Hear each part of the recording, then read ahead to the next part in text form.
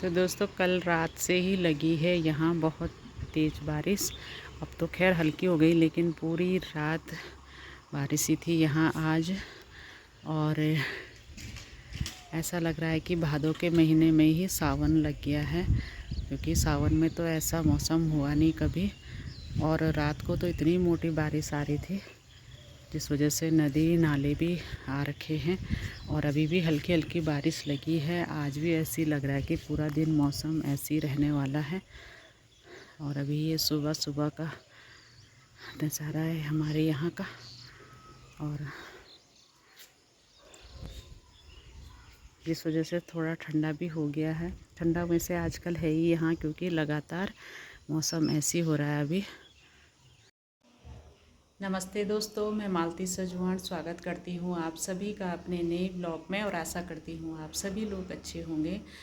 तो दोस्तों आज के ब्लॉग की शुरुआत भी कर रही हूँ मैं अभी सुबह के ही टाइम से। और कल से यहाँ मौसम बिल्कुल ख़राब हो रखा है। रात से पूरी रात यहाँ बारिश ही होती रही, और अभी भी लगी है हल्की हल्की बारिश। बाकी दोस्तों आज है मेरे भैया का जन्मदिन, और कितनी खुशी का दिन था दोस्तों आज। लेकिन क्या करें, भैया तो है ही नहीं अब। और आज नहीं तो माँ ने बहुत ही धूमधाम से भाई का जन्मदिन मनाना था, और पूजा वगैरह भी करानी थी। लेकिन क्या करें, भैया है नहीं। और क्या बोले, रक्षाबंधन भी है, भाई का जन्मदिन भी है, तो सभी चीज़ें एक साथ आ रही हैं।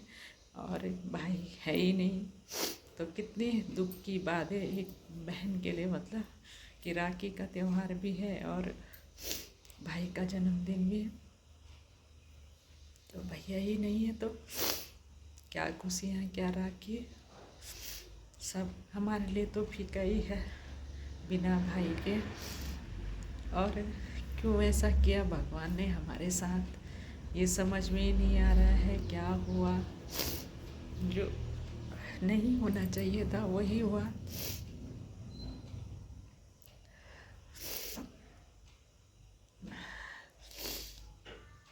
तो क्या बोले दोस्तों, कुछ समझ ही नहीं आ रहा है। पर भाई आप जहाँ भी हो, भगवान आपको अपने चरणों में स्थान दे। और क्या बोले इससे ज़्यादा। तो आज हमने कितनी खुशियाँ मनानी थी, रक्षाबंधन के साथ साथ भैया का जन्मदिन भी दोनों साथ में मनाने थे। लेकिन भगवान को शायद ये मंजूरी नहीं था दोस्तों, इसलिए उन्हें अपने पास बुला लिया। और क्या बोलूँ, इससे ज़्यादा कुछ बोला भी नहीं जा रहा है,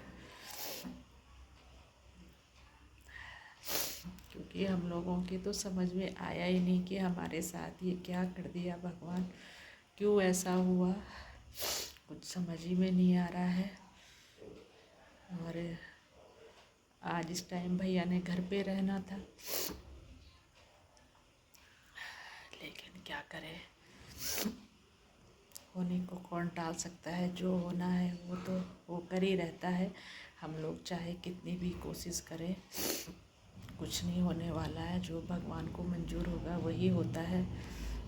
पर दुख बहुत है दोस्तों, और ये दुख तो हमेशा ही रहेगा, पूरी ज़िंदगी भर भैया के जाने का।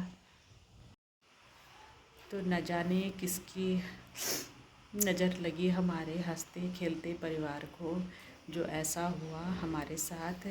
और क्या मेरे भाई ने बिगाड़ा था किसी का, जो उनके साथ ऐसा हुआ, कुछ समझ ही नहीं आ रहा है कि अचानक से क्या हो गया। हम लोग आज मतलब कितने दिन हो गए हैं, लेकिन अभी भी दिमाग में वही घूम रहा है कि क्या हुआ, क्यों हुआ ऐसा। और बार बार वही बातें फिर याद आ रही है कि क्यों ऐसा हुआ भैया के साथ। जो नहीं होना चाहिए था, जिसकी मतलब हमें कभी उम्मीद ही नहीं थी किसी को कि ऐसा होगा कुछ, क्योंकि ना तो उन्हें कभी कुछ दुख था ना तकलीफ़, कुछ भी नहीं, मतलब कभी कोई ना बीमारी, एक बुखार तक हमने कभी सुना नहीं था कि ऐसा हुआ होगा। इतने साल हो गए थे उनको ड्यूटी पे, लेकिन पहली बार ऐसा हुआ कि जो अचानक से मतलब उनको सीधा जाना ही पड़ा इस दुनिया से। और इसी बात का सभी को अफसोस है कि क्यों ऐसा हुआ, लेकिन क्या करें, अब भगवान को जो मंजूर था वही हुआ।